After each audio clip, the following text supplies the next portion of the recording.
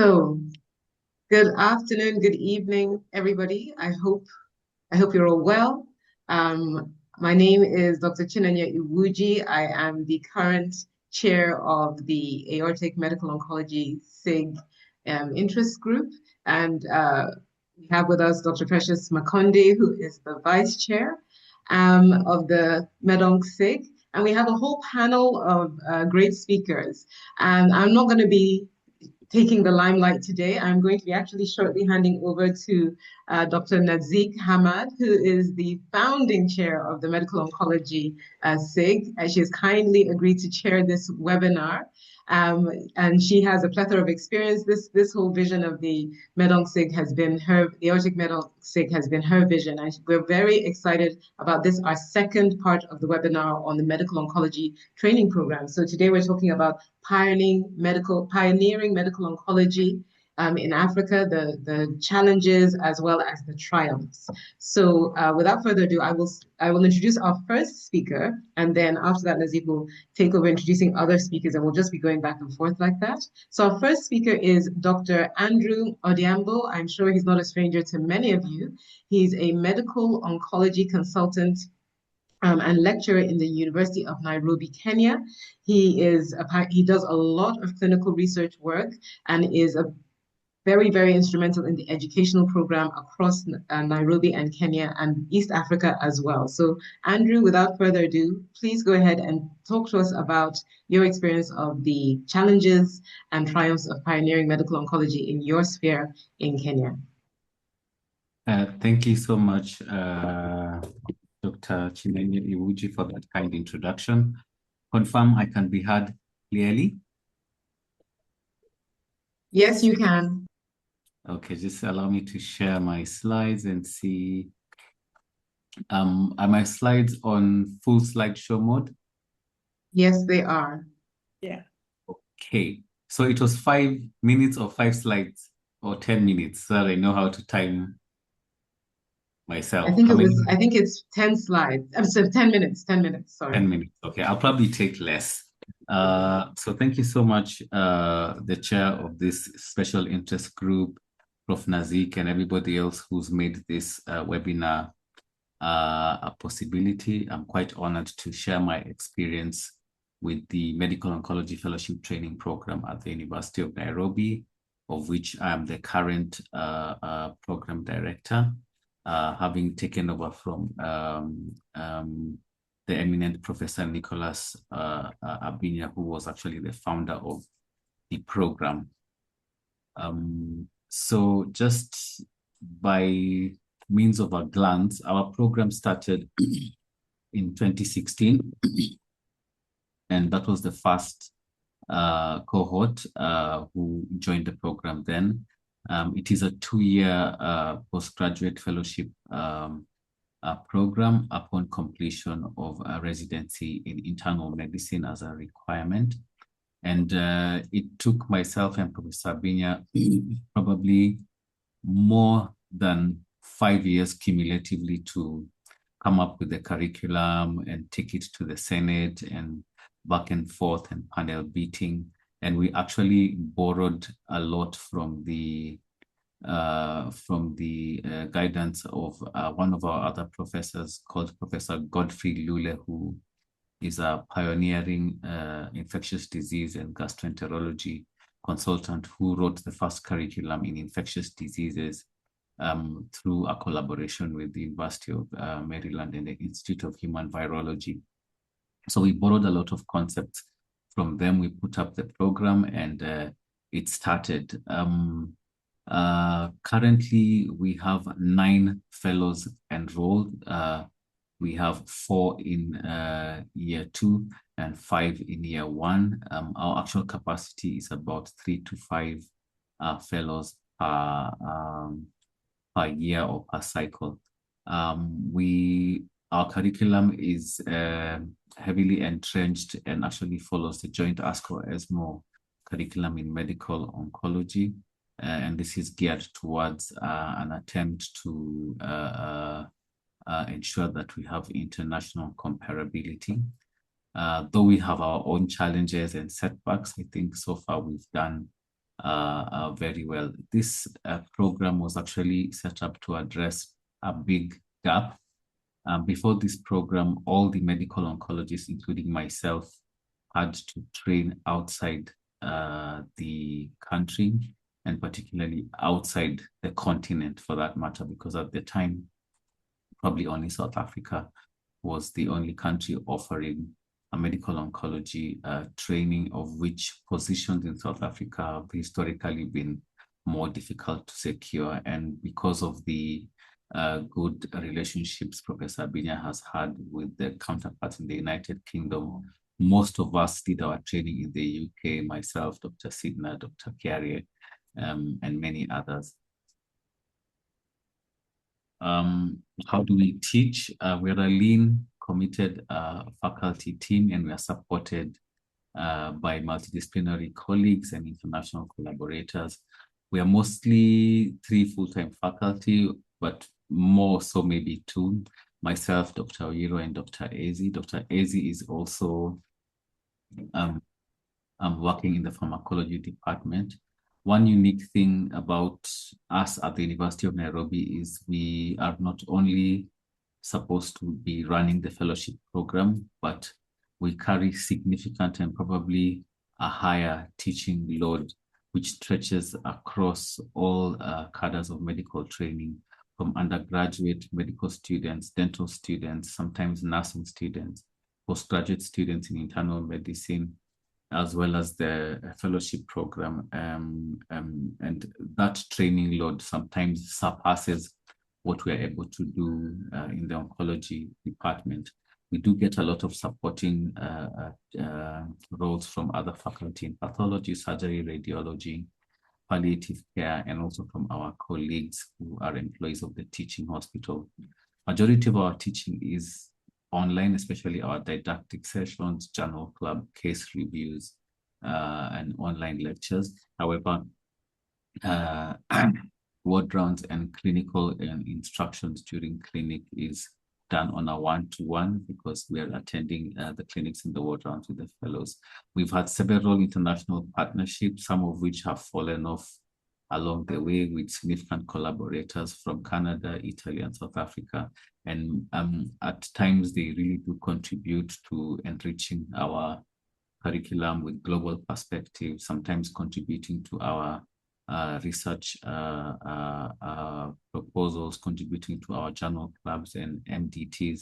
And this is usually a very significant and enriching part of partnerships that we have in our program.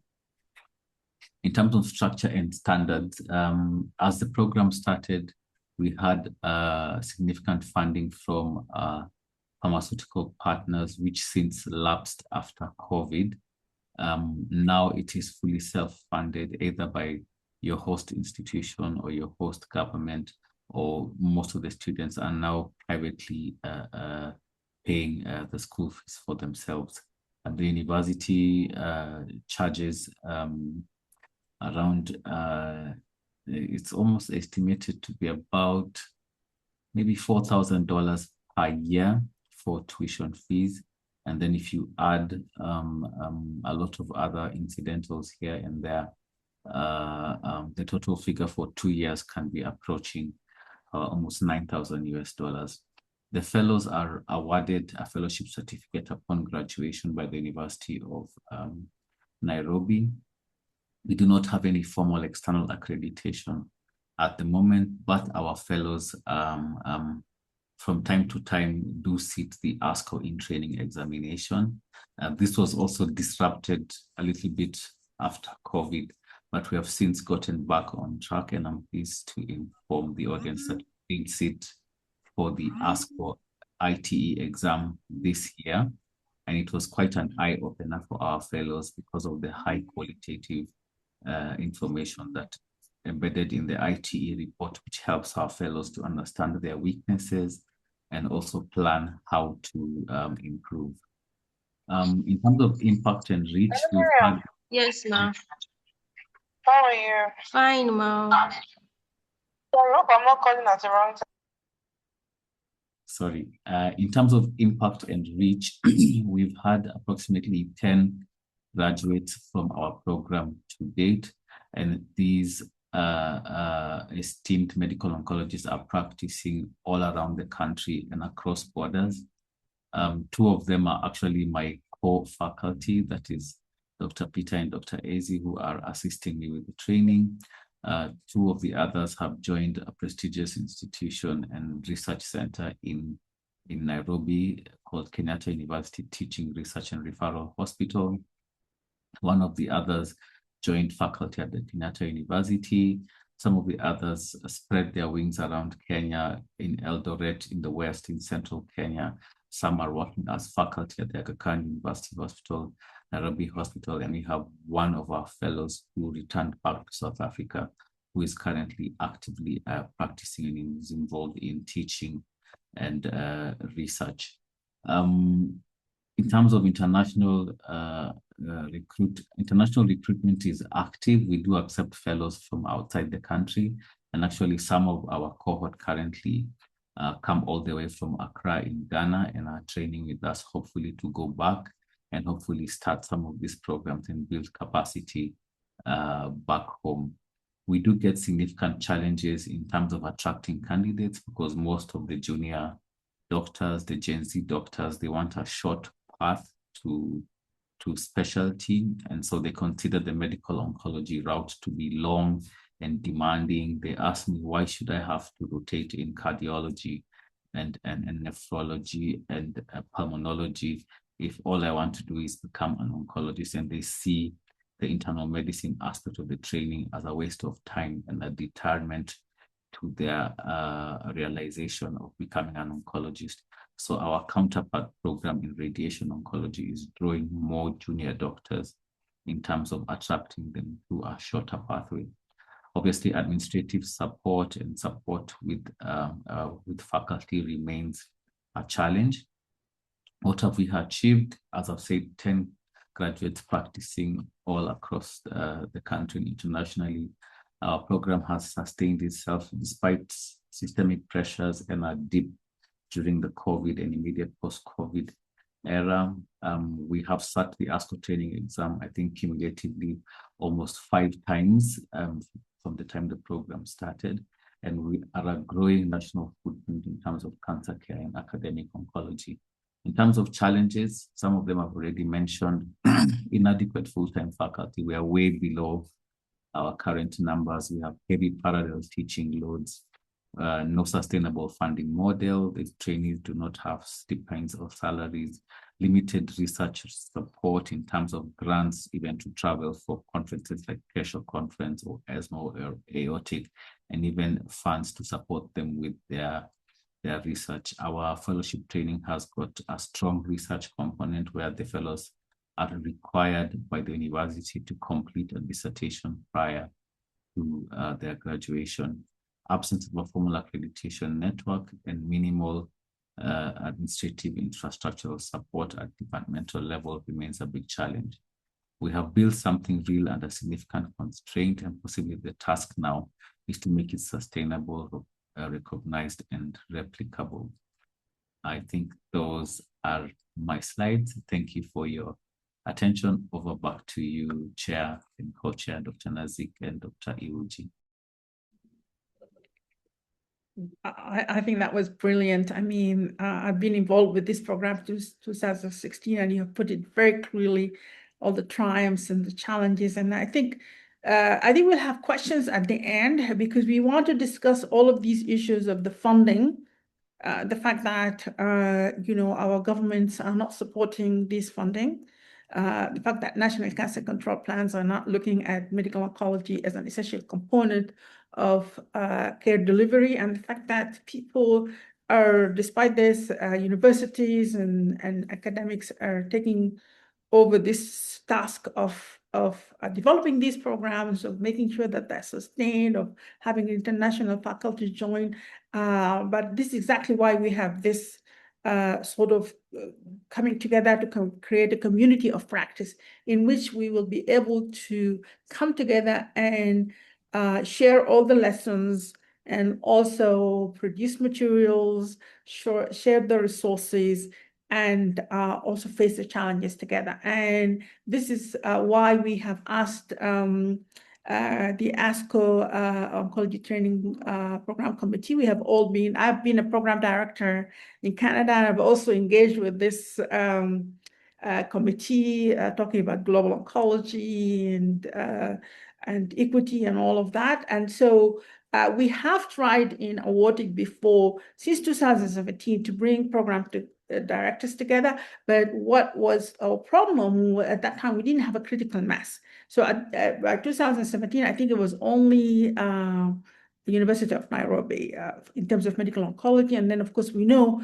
the heterogeneity of the pathways in Africa, including the clinical oncology pathway and all of that. But now that we have a lot of programs, emerging in the last few years, we would like to hear from Dr. Gerald Su, who is at University of San Francisco. He's also San Francisco. He's also the chair of the MOTP, the medical oncology training programs at ASCO, and he's also a program director. So that we want to learn about the model in which program directors come together. They share resources, they share lessons, they share stories, and create a community of practice. And for us, what kind of lessons that we will learn from that, especially that we are now starting these programs and have a critical mass and the way to go forward. So Gerald, thank you for joining us, and please go ahead. My pleasure. I'm going to introduce our ASCO staff, Lindsay Sierra and Abby Prather, who are going to get us started. Hi, everyone. I'm Lindsay Sierra. I just first wanted to thank you all for thinking about us and inviting us to be here today. Abby and I really just wanted to, attend to hear all about your challenges and how ASCO might better support all of you. We also wanted to be able to show our faces so that you could put a face with a name. I know some of you, I recognize names, so it's wonderful to be here. We also have two other colleagues listening in today. Mia Uden and Morgan are here as well. And you have all probably, if you've been in contact with ASCO, those might be the names you recognize. They're supporting our programs day in and day out. So I just wanted to say hello and thank you all for having us. And Abby, I'll pass it to you. Thanks, Lindsay, and thanks so much again for having us here today. Again, my name is Abby Prather, and Lindsay and I work closely to support our ASCO Oncology Training Programs Committee. So I just wanted to say hello to everyone and really welcome Dr. Su, who is our current chair of the ASCO Oncology Training Programs Committee, to introduce himself, and then I'll kind of cover the agenda and structure of the group before passing it back to Dr. Su. Hi, everyone.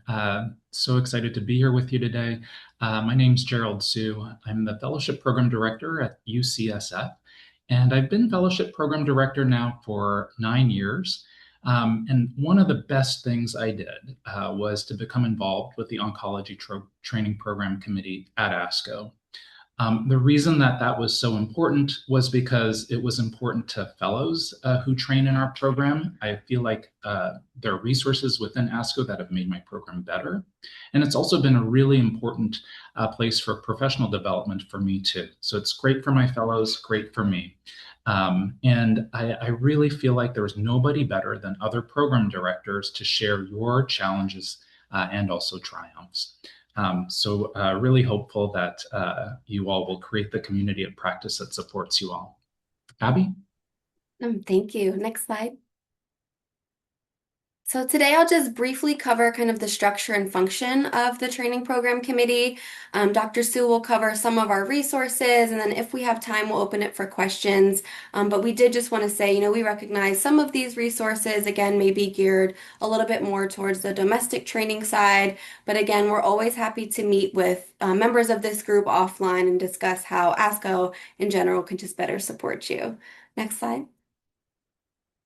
All right, so ASCO's Oncology Training Program Director, all of the resources and initiatives that we do are really developed in partnership with this committee group known as the ASCO Oncology Training Programs Committee.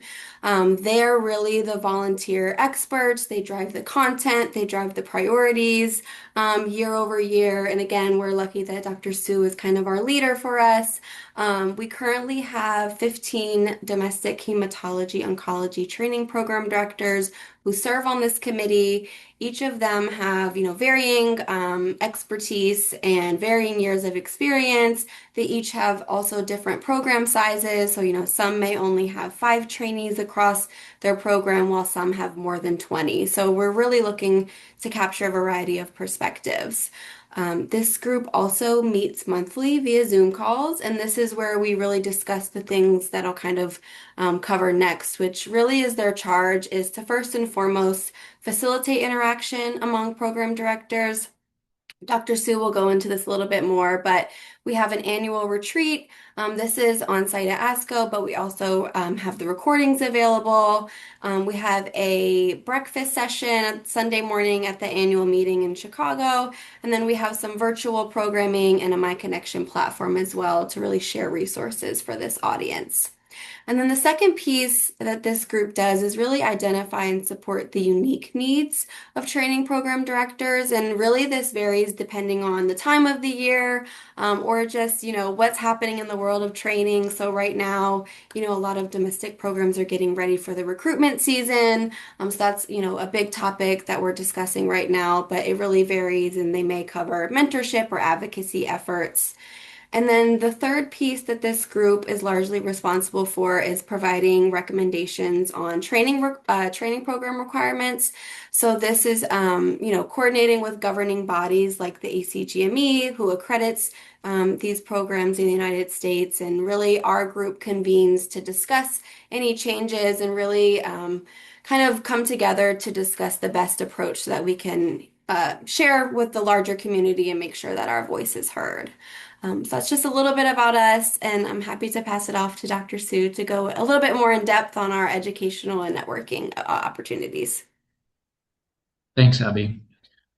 So as you've heard, the ASCO OTP supports training program directors in a number of ways. There are events, there are ways to network, and then there are ways to advocate for programs collectively. So I'm going to first talk about some of the educational events that are planned by the OTP every year.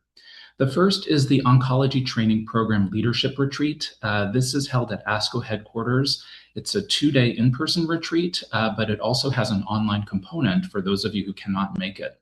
It broadly includes program leaders, so it can be associate program directors and also key faculty, and also program coordinators. It's a place where program directors and leaders get to share best practices and other resources that are coming out of ASCO centrally. It's a real, I guess I would say it's got formal components that are really useful to a program director, but also the soft components where talking one-on-one or in a small group with other program directors can usually spark a new innovation within your own program. So an incredibly high yield retreat for our community. This is complemented by the Training Program Directors Breakfast that's held every year at the ASCO annual meeting. This is a place where we tend to have more international program directors. It's exclusively for program directors. And so because the time is short, it's focused on a particular topic, but it still provides the same networking opportunities for all of us within the program director community. And conveniently, it's about 6 months after the retreat. With both of these events, we get feedback to better refine our future retreats and meetings. Next slide. So here are a few resources with ongoing networking and engagement. The OTP plans various town halls throughout the year. These are 1-hour meetings that discuss important key topics that might evolve over time. The second way in which we continue to engage is online through a My Connection platform. So this is an online community of practice where you can share tips and resources, post questions, post job opportunities for fellows, highlight specific deadlines for example, registration for board exams or registration for ITEs. So a really good way to stay connected with the community over the course of the year. Next slide. The OTP also provides ASCO input on the Medical Oncology in Training exam and the ASCO self-evaluation program. As you just heard, the ITE is available internationally for all programs. It's what I consider useful not just for the individual fellow, but also the program at large. So for the individual fellow, it's helpful to get a check on fundamental medical knowledge within oncology. But for the program, we get aggregate data that helps tell us where our gaps are in educating our fellows. It doesn't tell us how to address those gaps, but certainly knowing what the gaps are is incredibly useful. So I encourage all of you to have your fellows take this exam. It's highly correlated for us with passage of the actual board exams, and so really a useful tool both for the fellow and the program. The ASCO self-evaluation program is an amazing digital resource. This is a passion project for a lot of the faculty on the OTP. It really evolves over time across the domains in medical oncology. So there are 22 evidence-based chapters that include case studies and tumor boards and treatment algorithms. There's now a question bank that's associated with the ASCO self-evaluation program, so a wonderful resource, not just for fellows, but also faculty who want to continue to buff up their training. Next slide. And I think that might be it for me. I apologize for having to break away at 8:30. But as I said, this involvement with the training programs committee and also ASCO has been so influential and impactful in my own experience, and definitely encourage you to build that community of practice in Africa as well. I'll turn it back to Lindsay and Abby. Thank you, Dr. Sue. Thanks everyone for welcoming us here. We have mine and Abby's email up on that slide. Please feel free to reach out, and we'll be on for the remaining minutes of the webinar. So we'll be here if there's any questions at the end. Oh, thank you so much. Thanks, Gerald and Lindsay. It's great working with you. I think we will have questions such as, like, for example, the program director retreat, whether our own program directors can join or other faculty can join, like this virtually or otherwise. And we know that ASCO has the regional Sub-Saharan African Regional Council. So we're hoping also if our program directors want to work with you through that council. And Precious is here. He was a previous head of the council. So that will be another avenue for collaboration. I know a lot of the program directors here are, avail themselves to the resources such as the SEP or the ITE, which we will probably discuss at the end, the experience of program directors with the ASCO ITE. I think what we'll do next is to go to Fidel Rebogomia. I think a lot of you know Fidel. He is the program director for the medical oncology training program at the University of Rwanda. And since I'm now in Rwanda, I'm happy to say that I don't want to steal your thunder, Fidel, but of course, since I'm, old people tend to always like to talk too much. But yes, the fellows have graduated. The first batch of fellows have graduated this year. I was part of the external examiner program for them, and it was just amazing to see how they're flourishing and the high standard they have. So we would like Fidel to talk to us about his experience as a program director and the experience of the program. Thanks, Nazik, and thank you everyone for having me here. Can you hear me and see my slides? Good. Yeah. So my program is very young. I think it's one of the youngest on the among the ones that are going to present here. And but what is actually striking is that hearing Dr. Andrew presenting the 10 years old program, it seems like we share a lot in terms of how the journey has been, at least for us, for the last 2 years. So the program started in 2024. Is a 2-year training program, and currently, including those fellows that Dr. Nazik was mentioning who have finished their requirements, we have 6 trainees. So the 3 that are finishing their program, graduating officially by the end of this year, and then the other 3 that are now in their first year. Prior to joining the program, one of the prerequisites is to have completed internal medicine residence before entering the fellowship. And this fellowship is affiliated with the University of Rwanda. However, the Ministry of Health has a Department of Health Workforce Development, which is also heavily involved in the training of healthcare workforce. So in terms of curriculum development, there is really not much difference with what Andrew was presenting. I would say that we started in 2022 when I was a fellow at Queen's with Nazik and colleagues, especially Nazik and Scott, who were part of educational team there, and I shared with them the idea of starting a program when I get back home. And that's when we started looking at different curricula that we could use to develop ours. And that's when, we started. So our curriculum was designed, as I just said, with input from experts, especially from Queen's, from Dartmouth. And later on, we also borrowed some ideas from other colleagues, especially from Montefiore Ancient Cancer Center. But the whole program is really adapted from the ASCO ESMO program, which, as Dr. Andrew shared, is the same.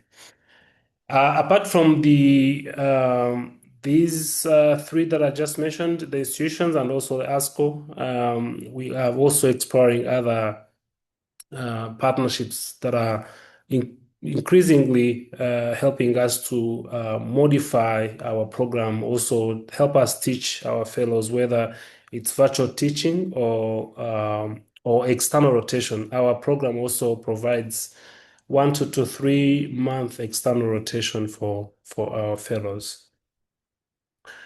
In terms of faculty, I would say that so we use the local oncologists that we have. However, most of them don't have a fellowship training, but they help us in terms of clinical teaching and also core lectures that we do give to our fellows. However, we have a good number of volunteers that help us to teach our fellows either through virtual training, but we also have a group, especially that comes from Dartmouth, that help us, that come once a year to teach our fellows in a period of about 2 to 3 weeks intensive core lecture training. Our program is funded by the government of Rwanda, and as I said, with external rotations that are usually covered by our host institution. So, for example, the last cohort, a group of 2 went to Dartmouth, and then another one went to University UCSF. And we are already in conversation with other institutions, including UPenn, to have our fellows go there and learn how other systems work, especially in high-income countries. We're also trying to establish connections with programs on the continent so that they can also see how other programs in no-resource settings are also, teaching, but also treating patients. Our trainees continue to be so up to now we only have Rwandese. We don't have any external fellows, people coming from other countries as the Kenyan program is. And some of them they already employed by the government. So what we do is they continue to get their salaries through the government, though they are still, they are in training. When they complete the 2-year program, we had a lot of discussion with the University of Rwanda. This was one of the few fellowship training programs that the university has started through an initiative by the government to train more healthcare workforce in an initiative they called 4x4. Where they plan to quadruple the healthcare workforce in the next. I think now the initiative is remaining with only 2 years, and I think they are almost achieving it. So the University of Rwanda right now only can offer Masters of Science. So the certificate they get after their graduation is MSc in Medical Oncology, which is accredited by the Higher Education Council. The program is not yet externally accredited, but it's a process that we are going to start as the program matures. The peer review process, I would say that though I said not yet, but I think we have had a lot of input from our colleagues and friends from other institutions. And I think that was also thorough because before actually the program is accepted, it has to be peer reviewed. So I'd say that it was peer reviewed, and this is a process that is going to continue to take place. We were lucky that when the program started, ASCO supported us by allowing our fellows to do ITE and also have access to all the resources as the program director from ASCO the officials from ASCO were sharing. So they have access to the ASCO all the ASCO training resources, including ITE, the QBank, the ASCO book, and also other resources that ASCO do provide. Our first cohort is graduating November 2026, but they have already completed all the requirements, and actually they have been placed to different cancer centers in the country. I think some of them have already started working, though they haven't graduated. In terms of the scope, when we started, we wanted to focus only on medical oncology, plus the malignant heme. They don't do benign heme, but they do malignant heme, though we call it a medical oncology fellowship, not a medical heme oncology program. We are lucky to have administrative support through some external funding. And as of now, as I said, we haven't recruited any international fellow, but it's something that we are thinking as our pool locally starts to grow. We're thinking to start opening up the program to other fellows from other countries. I would say that in terms of recruitment, difficult, not yet so far. The capacity that we have, given the faculty locally we have and the external support we have, we can only support 3 fellows, and that's what we have been getting at least for now, and I hope that it's going to stay the same. Challenges is of course getting other local trainers.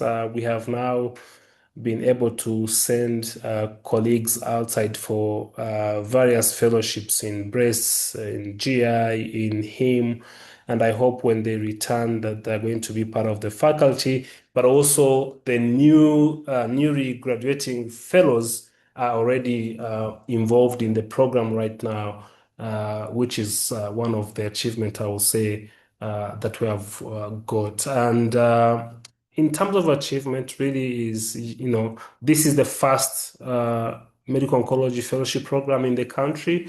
And just after 2 years, we have got 3 fellows graduating that they're going to be part of the growing oncology workforce in the country. And the fact that we have been able to get a lot of support from external partners and also including ASCO has been great. And I would say it has been a lot of learning across these 2 years, but I'm lucky to be, having people like Nazik, Scott, and others that have been there to mentor me and support me as we grow through this program. And that's, I would say that's something that everyone coming up as a young career oncologist or academician would wish to have, is to have a mentor. I didn't have a support, local person like Andrew got from Prof. Abinya, but I had Nazik and other people supporting me as I grow into the program.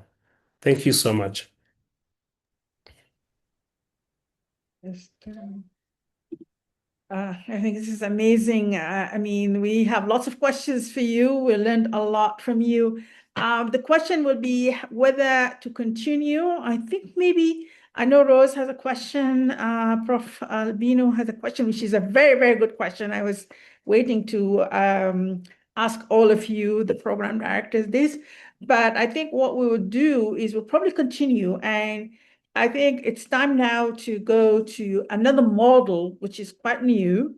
And we have seen program directors, medical oncology, the University of Nairobi and the University of Rwanda, or Rwanda University. So what we going to, the next program we are going to review is this combined adult hematology medical oncology fellowship program. This is from St. Paul, and we have Dr. Abdul Adem, and I think it's be good because the question about what pathways of specialization we need to take in Africa is still very, very fresh in everybody's mind. We haven't decided on which is the best, but let's hear from this model. We will have another one from Uganda, and then we'll also go to Aga Khan, which has a 3-year medical oncology instead of 2-year medical oncology. So we're gonna have a journey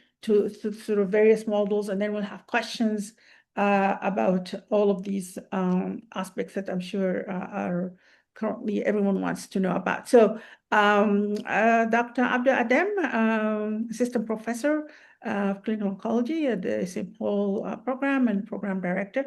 So we give you the floor. Thank you, Dr. Nazik. Thank you very much, and I'm very happy to meeting you all. So you are hearing, right? Yes, we can. Okay. Thank you very much for the kind introduction.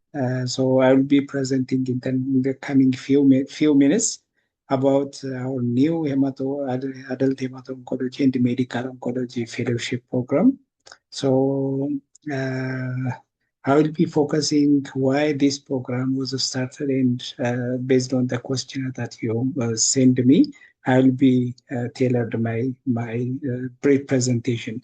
So, when we thought of starting this program back in 2022, there was a lot of debate, even at the Ethiopian Society of Hematology and Oncology, and there is a lot of chaos, and it was a very huge challenge for me to start this program.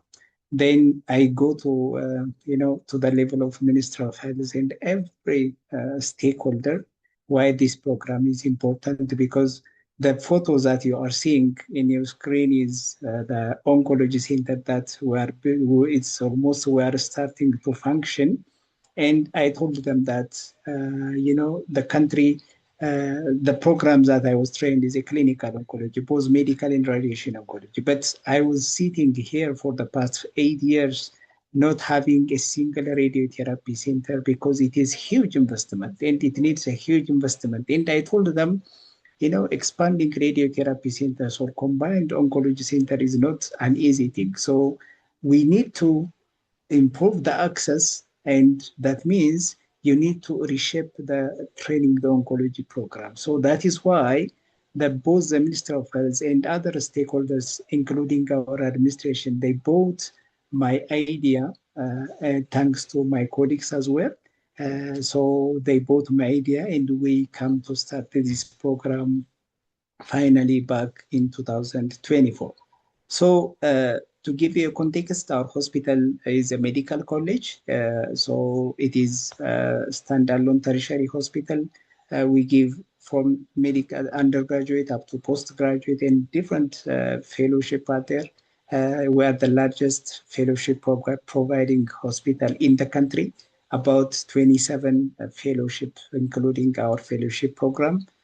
Almost all the residency program, undergraduate and postgraduate, it is unfortunate or it is not like late. We have so many students from the regional areas, including South Sudan. Professor Albino was writing over there. So we have more than 100 students from South Sudan, Somalia, Djibouti, and so on. Unfortunately, we don't have a recruit for this fellowship program, but we are open for that as well. So the program was launched in September 2024 as a 2-year program. And as you can see from the photo, these are our first fellows, including our first hemato-oncologist, female hemato-oncologist in the country.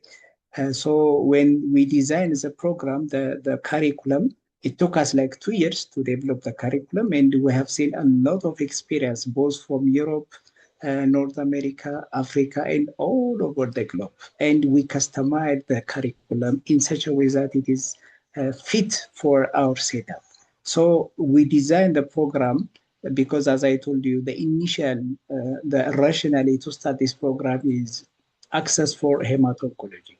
For example, I can tell you, like 200, 300 kilometers away from Addis, from the capital city of Africa, we have oncologists, but we don't have hematologists. So every patient, they should be referred to Addis Ababa. We have only like 6 or 7 hematologists in the country.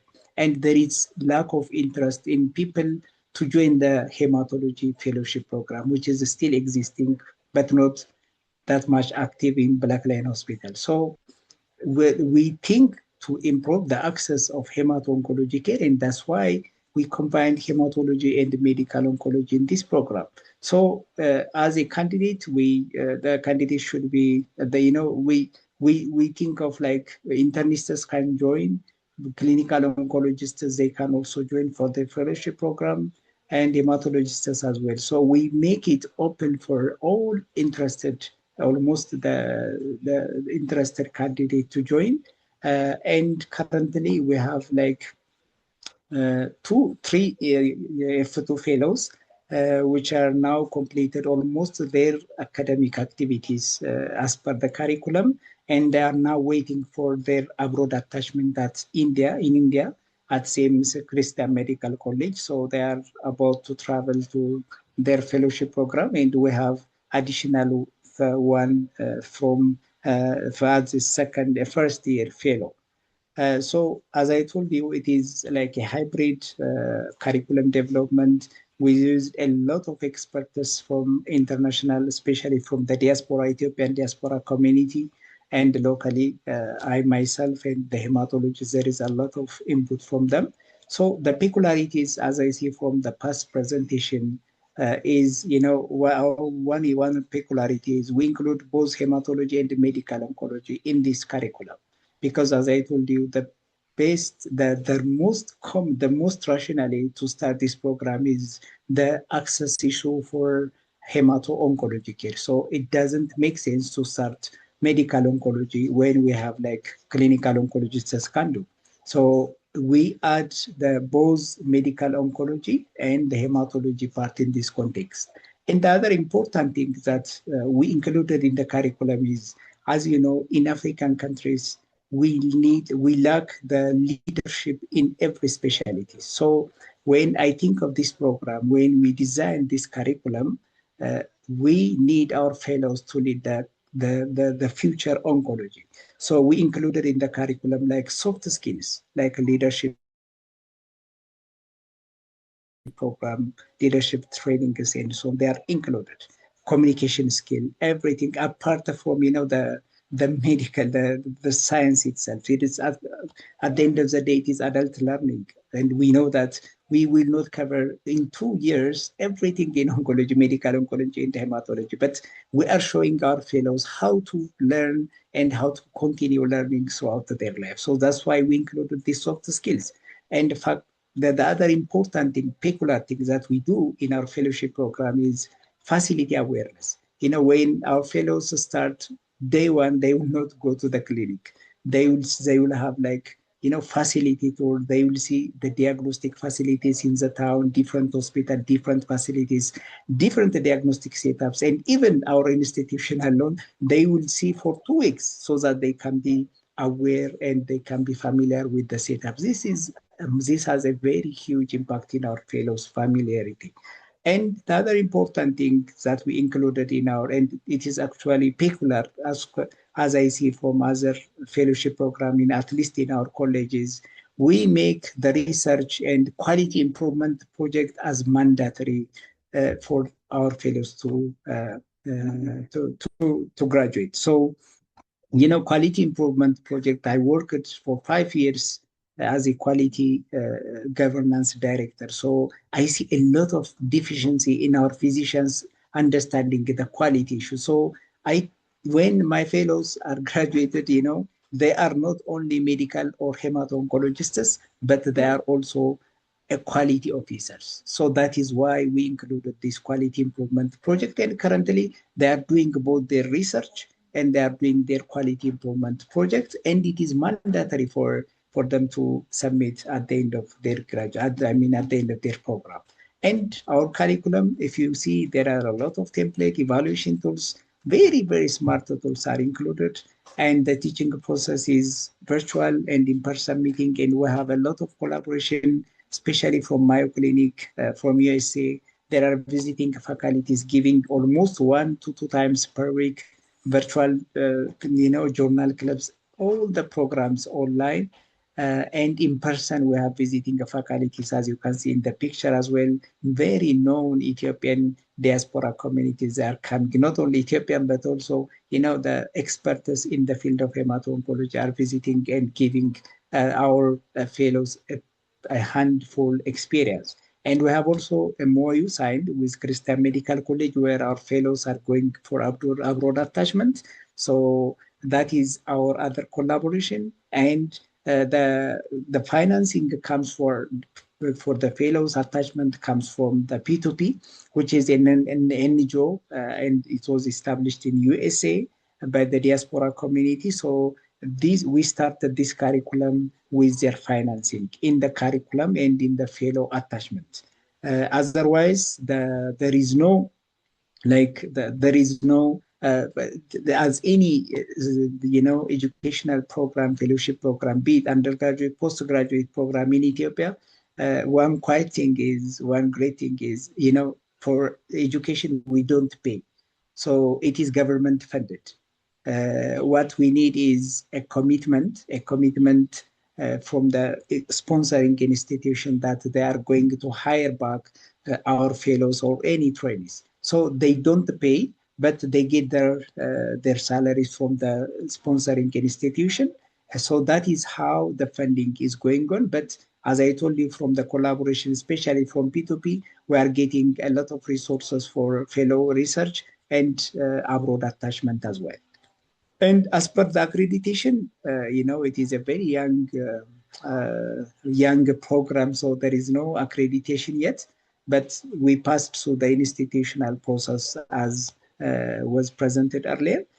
We have a very strong, not only institutional, but also the Ministry of Health supports this program very much. As I told you, in Ethiopia, there is a huge, not only in Ethiopia, but it is true in most of African countries, there is a huge access problem. That means the hemato-oncology care is concentrated in main cities. And that is my rationale to bring on board the institution, both the ministry, on board to support the program. Because if you train a clinical oncologist like me, I will not go to the general hospital and work there. But because I need radiotherapy setup, And radiotherapy is not an easy business to do for the government. So in the coming few years, we will not have a lot of radiotherapy centers, but we can give at least medical oncology and hematology care, and we can focus radiotherapy centers in one of the centers in a non-selected center. So this is the rationale that led a strong institutional and administrative support. And the funding, the sponsorship, as I told you, it is government funded.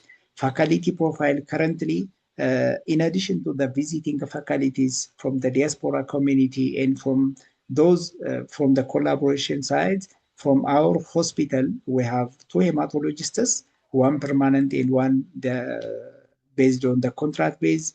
There are 11 oncologists, and fortunately, sorry, it is a type error, we have the only hematopathologist in our institution. So in addition to that, we have like a lot of subspecialties: breast women's imaging, surgical oncology, pediatrics, and every subspecialty. They are helping our fellows to develop because they have a lot of attachments to their department. But the core faculty members are hematologists, clinical oncologists, and visiting faculty members, especially from US. So this is my slide. So the biggest challenge, the difficulty that we have so far is, starting from like 2024, when we launch our program, the Minister of Education, they bring an idea that every trainee, before the training, they have to sit for GAT exam. It is general aptitude exam. So it is a general question, including calculus, mathematics, and so on. So this has been a very huge challenge for many trainees to pass this exam, because we forgot a lot of mathematics, geography, and so on. So that is the main problem so far we shared. But the achievements are very huge. As I told you, this is the first of its kind in the country addressing hemato-oncology care. We have strong support and ongoing engagement from the world-renowned scholars, especially you can see the names of the NCCN authors coming to our hospital supporting our fellow. So this is a huge resource. And as I told you, inclusion of quality improvement project, research, systemic thinking, leadership, these are soft skills that we lack during our postgraduate and undergraduate studies. And I have personally like a leadership training course. That's why I changed it a lot. I changed a lot myself from that training. So I am sharing my fellows, at least at curriculum level, and they're getting a lot of benefit from this program. And as I told you, integration, and we have seen a lot of programs, including, as I told you, from globally. And, for example, from US, if you take the hemato-oncology program, it takes like 3 years. And out of these 3 years, that they give 1 year, and if I am not mistaken, 6 months, almost 18 months in training. The others is research.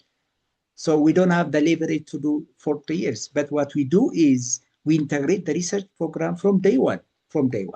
So we integrated the research program both with the clinical activity, so that we can combine the hematology, the most important topics from hematology and the medical oncology, and they include also like the quality improvement, the research program. And these are very good so far. Attachment to local diagnostic. So if you ask my fellows, they know what is inside in the country. The resources, they know the resources and the setup. They understand the setup, not only that their hospital, but also the setup, and they know the limitations. So this is the achievements. I think the abroad attachment is also good. We planned it for 6 months. The challenge we have is as a new program, and as I told you, there was a lot of challenges with the society and the existing programs like the hematology, clinical oncology. So, there is still a lot of suspicions that this program might not be good. So that is why we have a low intake of fellows. But hopefully, I'm very optimistic when they see our first batches graduating And, I'm also inviting other colleagues from our neighboring countries to join the program. So hopefully in the future, we'll have a lot of intake, but that is our current challenge. And the other problem is, as a practice, a clinical practice, previously the hematology and the medical oncology size is very different. They are different units, different centers. So, combining for the same program, for the same purpose has been very difficult. But in any way, we managed to do that. We integrated the hematology and the oncology unit, at least in our hospital, and hopefully in the future as a hospital, they will also start the same thing. And this has been anyway the one challenge. And the workload on the fellow is imaginable. Or it is, you can assume that we are combining both hematology and medical oncology. We are adding quality improvement training. I hope you also have a lot of question how we managed to do that. But for me, adult learning fellowship is adult. It's all about adult learning. So we are not going to teach each and everything in hematology and medical oncology for our fellows. As I told you, we teach them how to learn lifelong, how to learn themselves, how to teach themselves, how to read, how to navigate. So it is expected that they will have a lot of workloads because they have to do all these things. And, starting, I'm not sure, starting from last year, the Indian application program, the CMC program was very long. Previously, when we design our program, the application process was not that much, very long. So fellows can go with simple letter, but now the application process is a little bit longer. So that has been one of the challenge for our program. I hope I finished my slide and I gave you overview of our hematology oncology fellowship program. And I'm free to open your question at the end of this session. And please don't forget to scan and follow my social media, especially LinkedIn, because I post a lot of things related to my program as well. And I thank you, the facilitators, and over to you.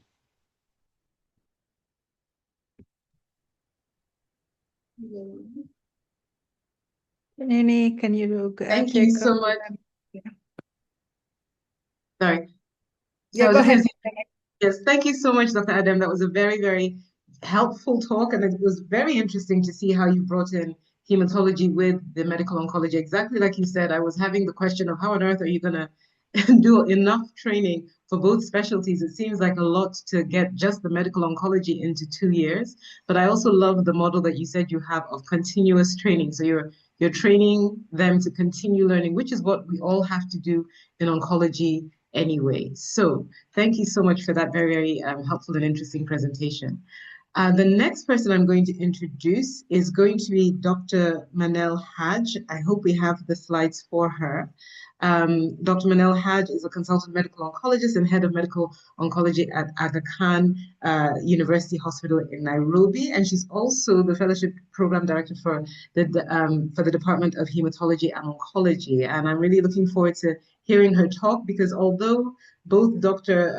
Manal Haj Mansour and Dr. Andrew Odhiambo are both based in Kenya, the training programs are quite different because of the facilities that they work in. So without further ado, over to you, Dr. Mansour.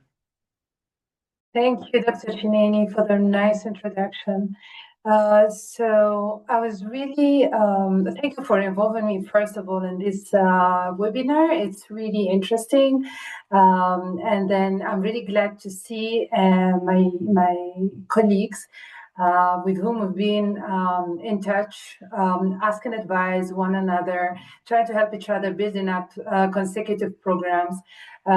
So our program at the university, at the Aga Khan University Hospital, is slightly different from the other programs. So as I was hearing my colleagues, all the other programs are following the governmental university, or rather helping the public ours is common in the private sector, and it has a bit of difference with the previous programs that we may have heard. So for those who've never visited Nairobi or Aga Khan before, on the left side of the screen, this is the Aga Khan University Hospital. So it was established in 1958. So the hospital is quite old, but then it was growing as the need has been growing. And in 2011, the Heart and Cancer Center was established, knowing that cardiology was one of the major specialties that a population would need, but then also trying to project and get ready for the cancer outbreak. On the right side of the screen, it's our new baby, our university. It was only launched in 2022. So Aga Khan University Hospital is a non-for-profit hospital. It has a capacity of 300 beds, and it has a total of 50 plus outreach centers across the country. So it has initially started with just an MEd postgraduate program. So what was only available there was just the residency program in MEd. And then slowly, a few other programs have been added. So few fellowship programs were added. One of the oldest programs was the cardiology, and then followed by the neurology, and then medical oncology and clinical hematology has followed.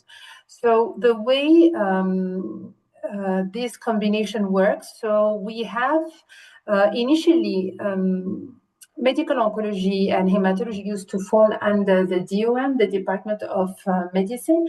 So we were just a subspecialty within the huge Department of Medicine. But in 2019, we split and we have become a separate department. So we have the Department of Hemato-Oncology within the hospital.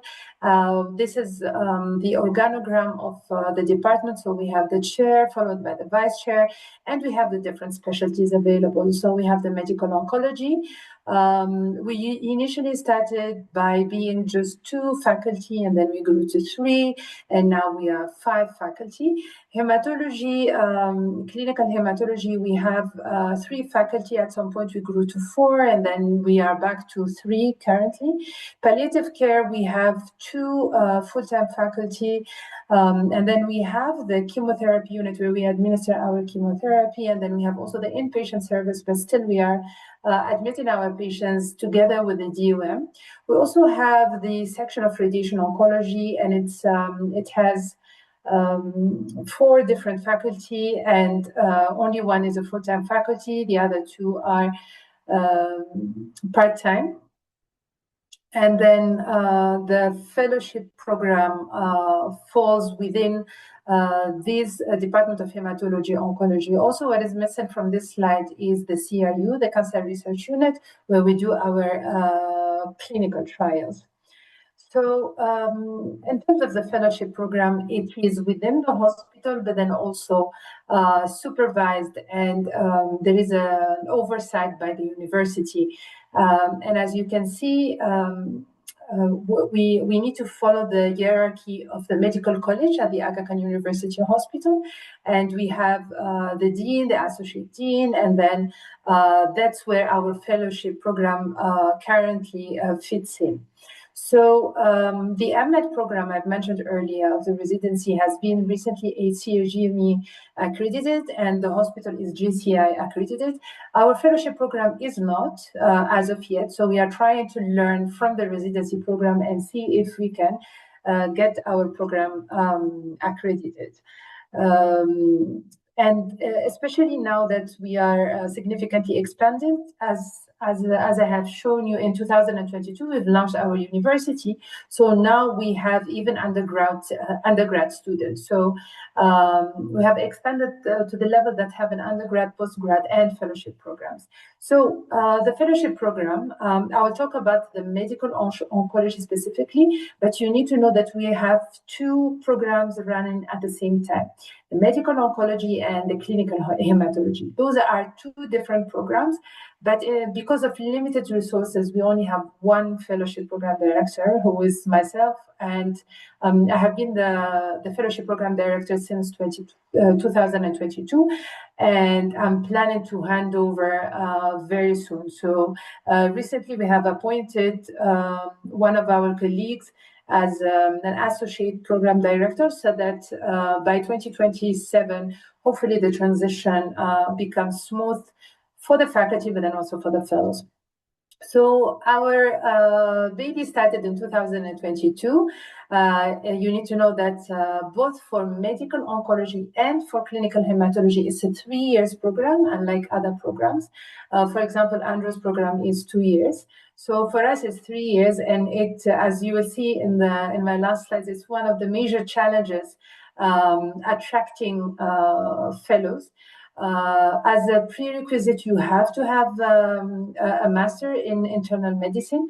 So as mentioned earlier, most of the fellows or the students, even if they are interested, they find it quite long and hectic to do 4 years of IMED and then continue with 3 more years in the fellowship. So in 2022, we enrolled our first fellow, Dr. Joseph Aboda, and then in the next year, 2 more fellows have joined him. So Dr. Aboda was in medical oncology, and in 2023 we had 1 fellow in medical oncology and 1 fellow in hematology. So the fellow in hematology, after a year, she was really enjoying hematology, and she was really a brilliant candidate, but then realized that after graduation, her specialization may not be recognized in developed country, and decided to quit the program after 1 year, and it was a successful year. She decided to quit just because of that concern of not having a recognized or an accredited diploma at the end. So in 2024, we had two fellows who joined us. Again, 1 for medical oncology and 1 for clinical hematology. Unfortunately, again, we didn't have the fellow for the clinical hematology did not make it. And I think the program, like we were really learning as we were progressing with the program. The student was interviewed actually very well, and he had all the requirements. The only catch was that he had a master in pathology and not in internal medicine, and it was really difficult for him to try and fill and bridge in the gap, basically, in the IMED knowledge. So he felt like the clinical hematology was significantly overwhelming, and was not able to catch up on the lack of the IMED background. And I remember when we were interviewing the candidates, there was a long debate regarding whether we should include those who have a master in pathology in the program, or we just restricted to the IMED master holders. And because the faculty was coming from different backgrounds, some were trained in the UK, as Dr. Andrew Odhiambo has mentioned, most of the senior colleagues have been trained elsewhere. So some were trained in the UK, and in the UK they were allowing a master in pathology. And the candidate, to be honest, was really outstanding in the interviews, and then the curriculum was strongly built up, and he was like the ideal candidate. But on the ground, it was really difficult for him to manage the clinical work, the IMED knowledge, the critical care practice, and then at the same time be able to learn and progress through the fellowship program. So 2024, that was the story of 2024. And then in 2025, our very first fellow candidate graduated successfully. and he is the faculty who has joined us in 2025 in Dr. Abuda, and in 2026 also our very second fellow in medical oncology has also successfully finished the program, graduated, and joined us as a faculty. As of this year, we have 2 fellows who have joined us, again in medical oncology. So, one in medical oncology and 1 in hematology. The hematology candidate is a candidate from a neighborhood country. So, in terms of funding, which is one of the most important questions about our programs. So majority of the fellows that have joined us benefited from the AKU funding, because as part of our succession plan and then our future plan, we had recently an increase in terms of patients of 200%, and we need to build capacity, and we needed to grow. So part of our succession plans and our future plans was to extend and expand the cancer units. So those were fully funded by Aga Khan, and they did the program with the bonding to remain at Aga Khan for at least 3 years following the program. The other candidates, they are either, we don't accept self-sponsoring, to be honest, because also learning from the other fellowship programs in cardiology and neurology, self-funding brings a lot of issues. So sometimes the self-funding is no longer sustainable during the program, or for example, they are not able to have a medical cover. So that becomes a huge ethical question, whether it's really ethical to onboard someone without having a medical cover throughout the program. Our fellows who are fully funded by Aga Khan have a stipend, and they do have a medical cover within Aga Khan. The other candidates that we've had throughout the program, they are funded by a mother institution. For example, we have a candidate from KNH, from Kenyatta National Hospital, who is funded by the KNH, and then upon completion and graduation, she's bonded to KNH, and she'll have to join the team.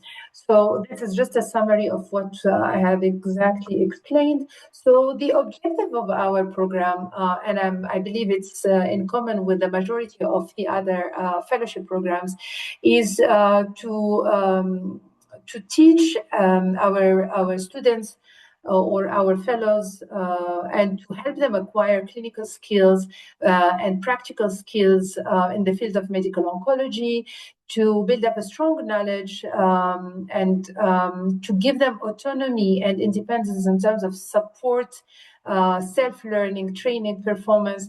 We sometimes engage them also in teaching the younger colleagues, so the residents and even the students.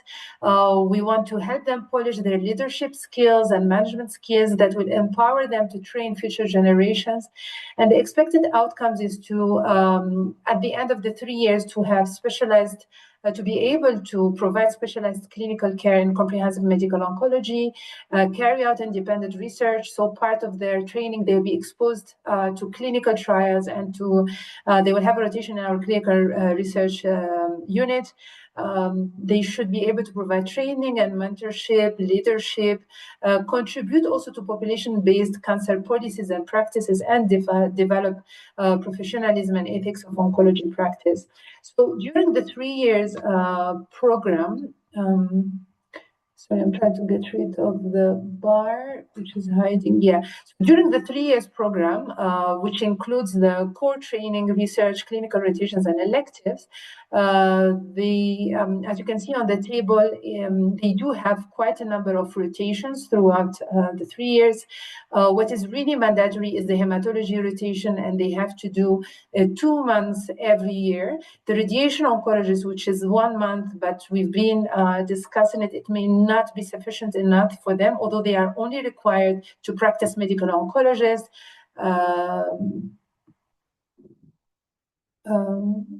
Minal, I was wondering if you could move to the challenges, because we have only 10 minutes left. The challenges. Okay, sure.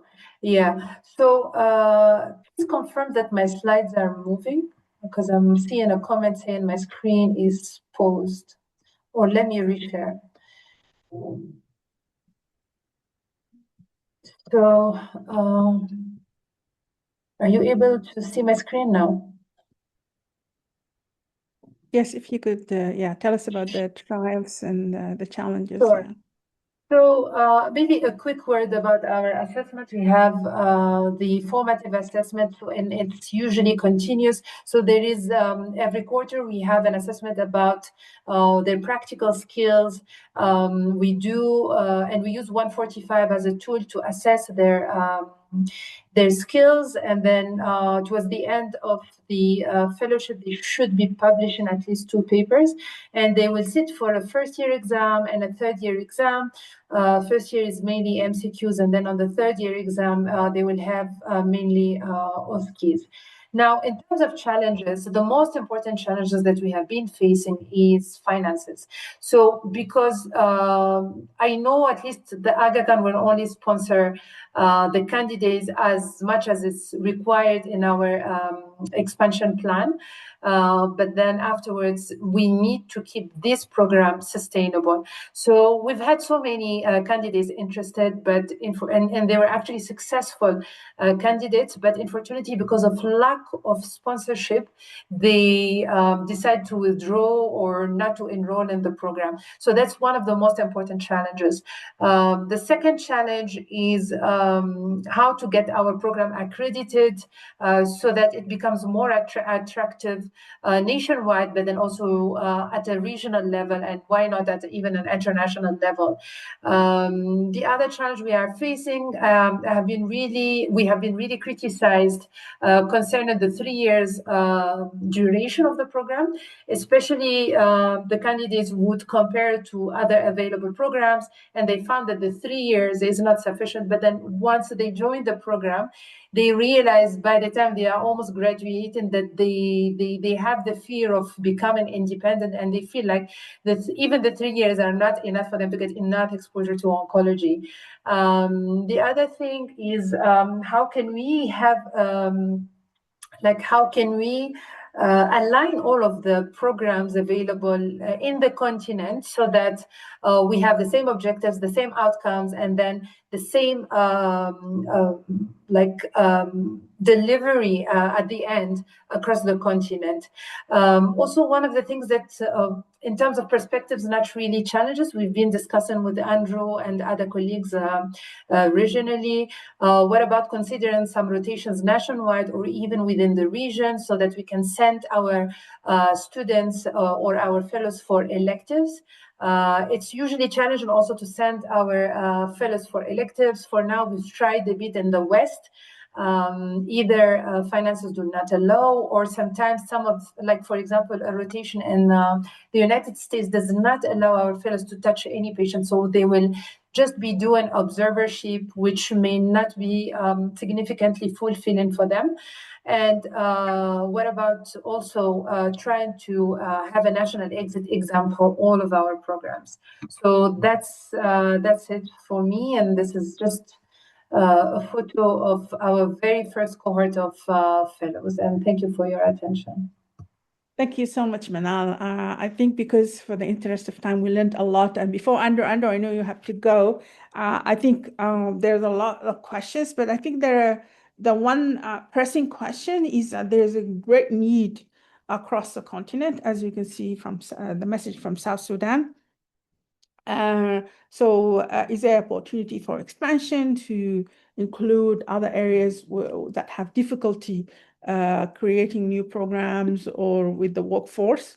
The other question is that there's a lot of heterogeneity with 2-year, 3-year programs and lack of funding. Is there a possibility of creation of a body that will bring all of you together with other concerned faculty and educators across the continent to discuss medical oncology? Because obviously, like from what Dr. Abdul has said, medical oncologists don't need to follow the radiation machine, so they're very important for decentralization of services.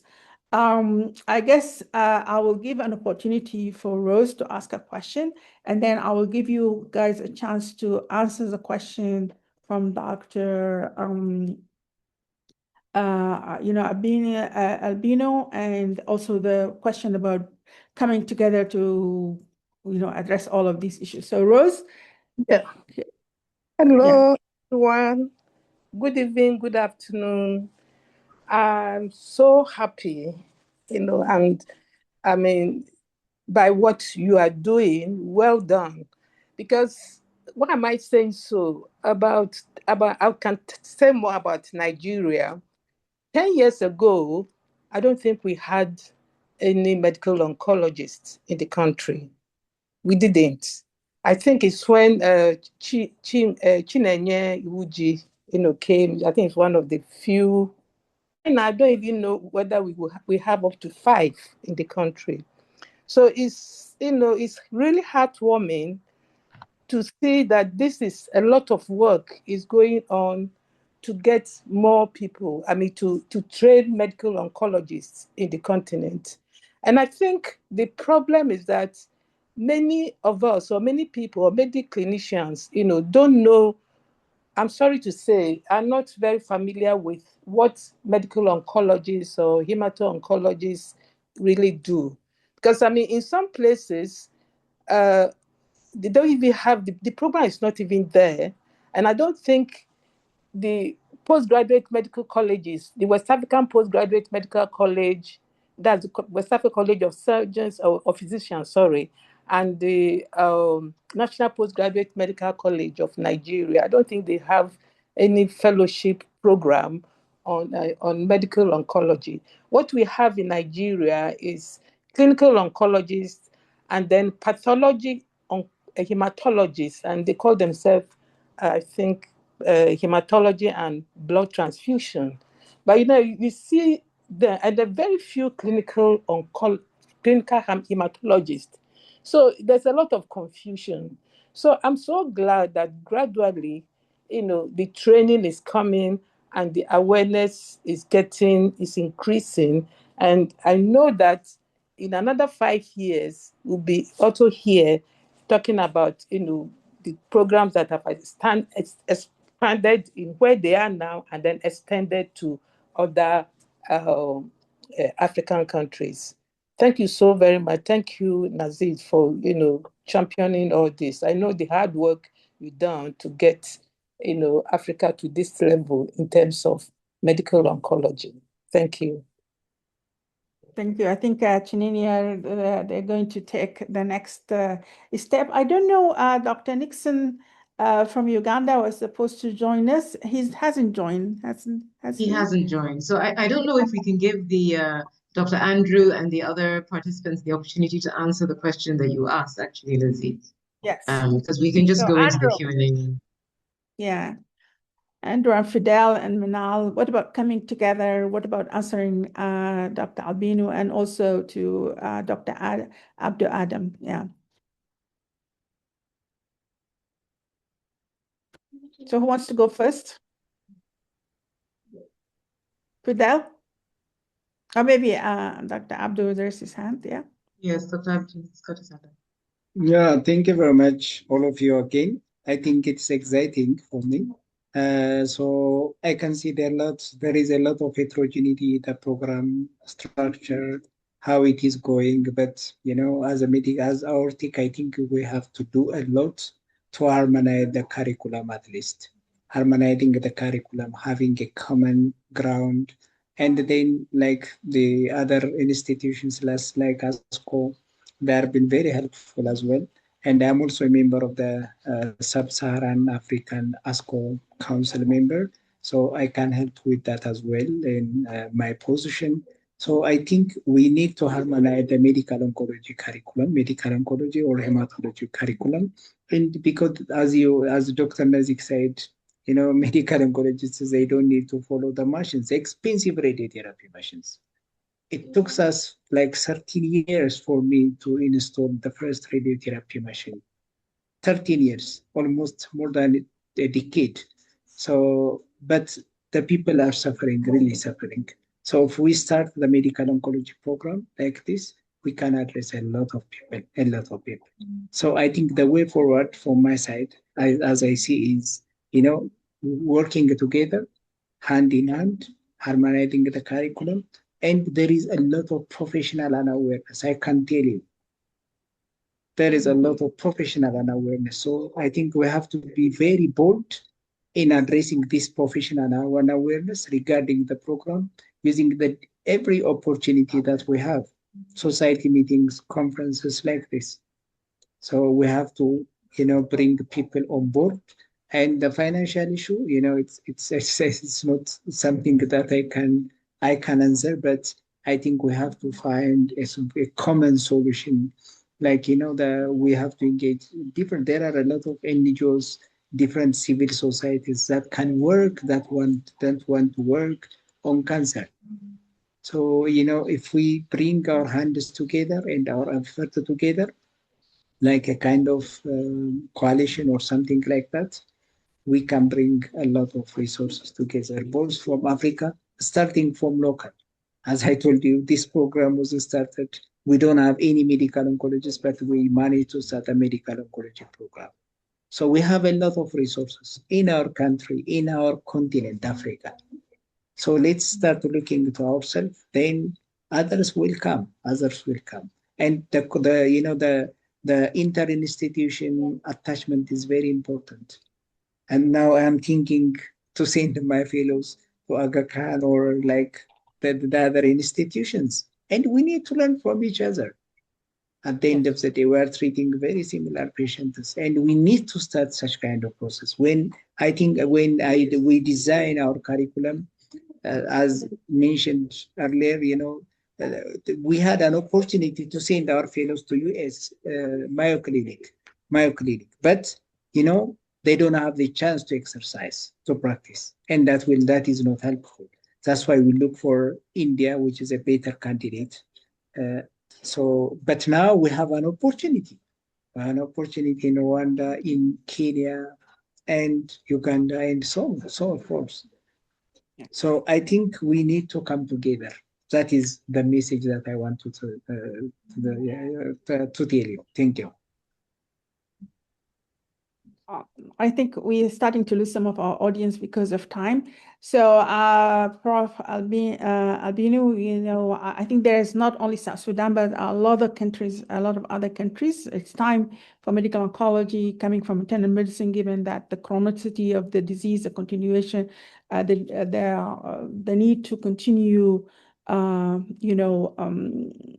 treatment with other NCDs, diabetes, hypertension, and all of that, the need for medical oncology is great. I think what I would ask from Chinene and from AORTIC is this should be the beginning of again, like the MOTP that they have at ASCO, which is the medical oncology training program committee that will bring everybody together, harmonize the curriculum, and also should include other people from other countries who are interested in building either oncology programs or sending their fellows there. So I will give an opportunity for Fidel, since people are still wanting to continue. Fidel, and also then next to Hiba. Fidel, go ahead. Yeah, just one point I want to raise is that we have East Africa, East Central and Southern College of Oncologists that just got established recently. And I think we might want to find ways to put our voices together through that circle and find how we can harmonize the training programs on the continent. And that will be for East African, but I'm sure there is also the West Africa one and the South African one. And I think that's the only way we can have a unified voice. Otherwise, we will continue to have disincluded voices, which is not helping us, I think. Yeah, thank you. Maybe Hiba and then Chinel, you can end the program, but with the promise of continuation, because I don't think we're just touching the surface of the issues. Hiba? Yes. You were raising your hand?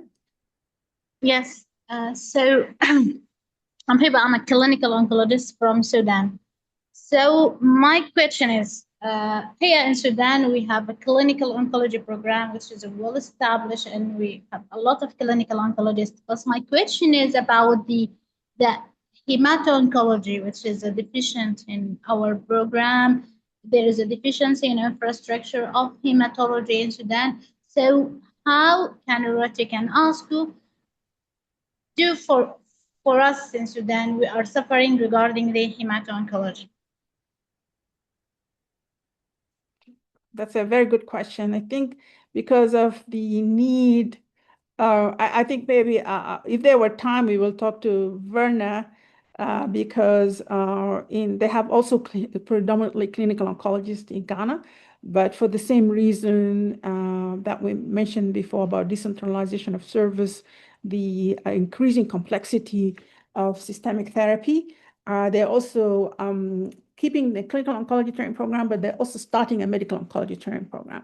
And Sudan may decide to start the medical oncology program and either go with the Canadian model, which is separate hematology oncology, or together hematology oncology together. So I think for this group, although we are called the medical oncology SIG, we do include the hematology oncology combined ones because I think they still have a role, and each country will have to decide depending on the workforce that they need. But this is an ongoing discussion, and it's a good discussion that we need to take. So for my part, I am very happy that we all came here. This has been a dream of mine since 2017, and Fidel knows it. We started our first program director meeting, and I think now we have the critical mass to continue. We have new interest from other parts of the continent, including Nigeria.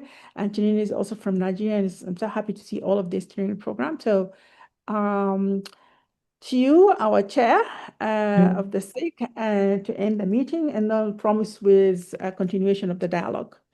Absolutely. So thank you so much, Nazik, for chairing this so beautifully. Thank you to all our speakers for all your, it's been really interesting. I'll be honest, I'm going to put my hand up and say, when Nazik said we're going to be talking through the different training programs, I was thinking, isn't it going to get monotonous? But it's not, because every program is slightly different, and it's interesting to see what everybody has brought to the table. So I've actually found it intriguing, and I agree. I think this is the advert for the next one. I mean, I think what we should do, we've got the Best of ASCO coming up in Abuja, and I think a lot of us will be there. So it would be useful for us to just sort of put our heads together to see how can we unify our training programs, and then we can use the next session to feed back to everybody what are some of the ideas we've come up with, as well as highlighting some of the other interesting parts from Best of ASCO. So that's a little bit of an advert for what the next session will be, and that'll be towards the end of July, beginning of August. But thank you again for everybody who's been here as a speaker. Thank you, of course, to Belmira, Sky, Lavenda, all the behind the scenes AORTIC team who and ASCO team who have helped us. Thank you for the team from ASCO, Dr. Sue and Lindsay Sierra, and all the rest of you for joining us. And thank you, of course, to all the people who came to watch this webinar and for your questions as well. So we look forward to seeing you at the next session. And yes, we will definitely all try to link up and keep the momentum going. Thank you, everybody, and have